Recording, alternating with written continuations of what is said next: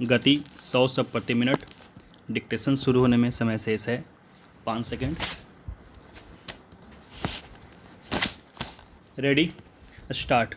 उपाध्यक्ष महोदय, मैं राष्ट्रपति महोदय के भाषण पर जो धन्यवाद प्रस्ताव है उसका समर्थन करने के लिए खड़ा हुआ हूँ।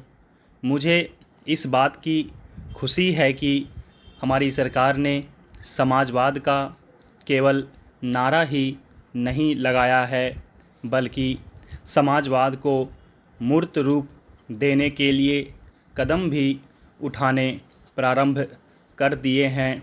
सबसे बड़ी बात तो यह है कि गरीबी हटाओ, गरीबी मिटाओ यह केवल आंदोलन ही नहीं रहा, बल्कि इसको कार्य रूप में परिणत करना भी आरंभ कर दिया गया है। इसके लिए मैं अपने प्रधानमंत्री को जितना भी धन्यवाद दूं वह थोड़ा ही है। मुझे आपसे यह भी कहने का साहस हो रहा है कि सरकार ने इस समय हमारे पहाड़ी क्षेत्रों को पूर्ण राज्य का दर्जा दे दिया है। आज तक तो वे बिल्कुल पिछड़े हुए थे।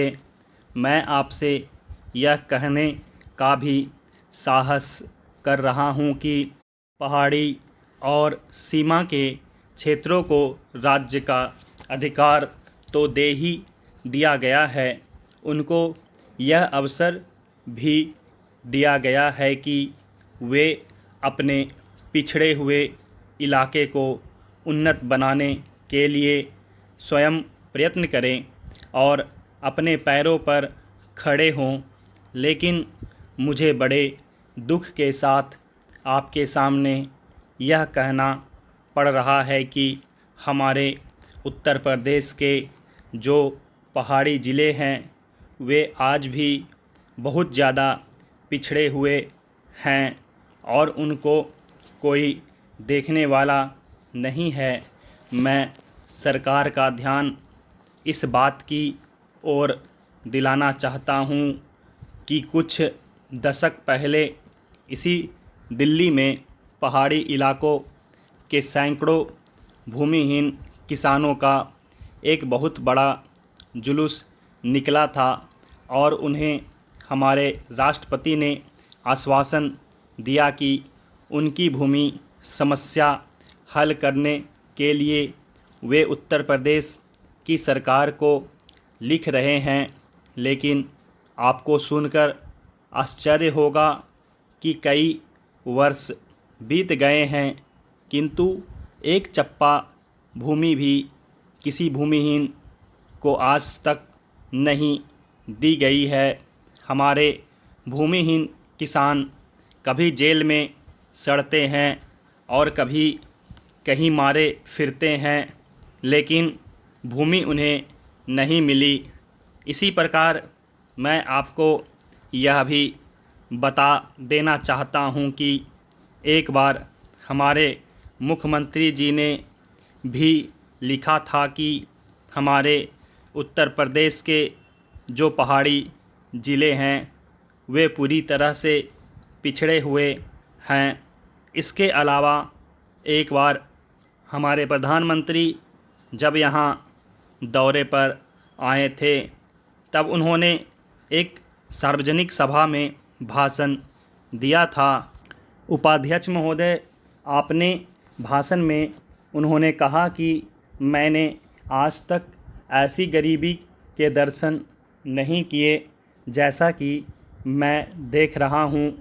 ऐसी गरीबी जब हम स्वतंत्र नहीं थे तब अवश्य देखने को मिलती थी, लेकिन स्वतंत्रता के पश्चात मैं पहली बार ऐसी गरीबी देश के किसी भाग में देख रहा हूँ।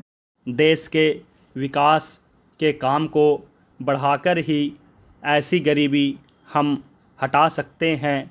सरकारी उद्योगों की स्थिति अजीब है। हर संभव कोशिश से और सद्भाव बनाकर सरकारी उद्योगों के कर्मचारियों को आप अच्छा वेतन देते हैं और उन्हें रहने का अच्छा स्थान देते हैं, फिर भी घाटा होता है और देश को नुकसान होता है। कारण क्या है?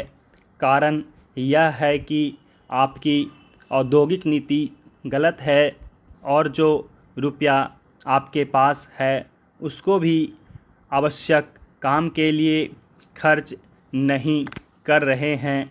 एक तरफ बोकारो के लिए 600 करोड़ रुपया रख रहे हैं और दूसरी ओर राजस्थान नहर को पूरा करने के लिए आप कहते हैं कि हमारे पास पैसा नहीं है।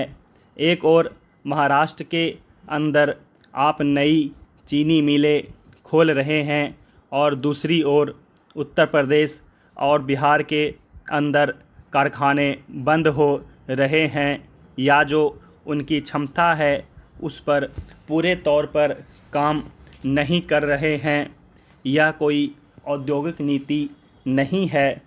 इसलिए यह कहना ठीक नहीं है कि हमारी औद्योगिक नीति सफल हुई है। मंत्री महोदय कहते हैं कि वे सिंचाई के लिए एक सिंचाई आयोग बनाएंगे। अच्छी बात है, मगर सिंचाई की क्या हालत है हमारे देश के अंदर, यह भी तो देखिए।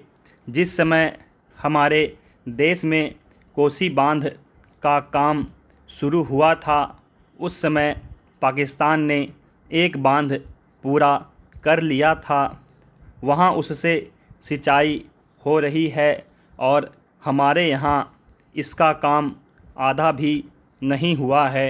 राजस्थान नहर शुरू हुए कितने वर्ष हो गए हैं परंतु अभी भी वह बनी नहीं। हमारे यहाँ कोई ठीक तौर तरीका नहीं है। मंत्रियों और सांसदों के मकानों के लिए करोड़ों रुपए निकल सकते हैं, मगर देश के उद्योग के लिए, देश के किसान और मज़दूर के लिए जो रुपया चाहिए वह नहीं मिल सकता, उसके लिए रुपया नहीं दे सकते हैं। यह कोई उद्योग नीति नहीं है, यह एक खिलवाड़ किया जा रहा है।